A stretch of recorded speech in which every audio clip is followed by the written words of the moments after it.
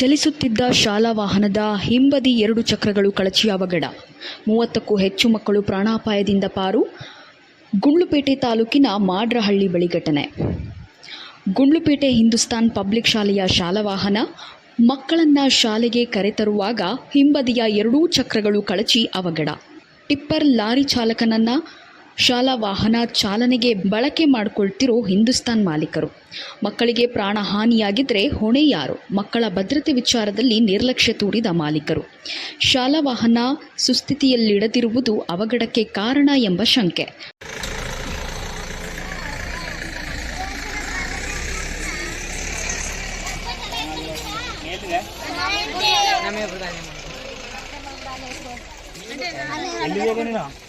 ಈ ಕಡೆ ಮಾಡ್ತೀನಿ ಸರ್.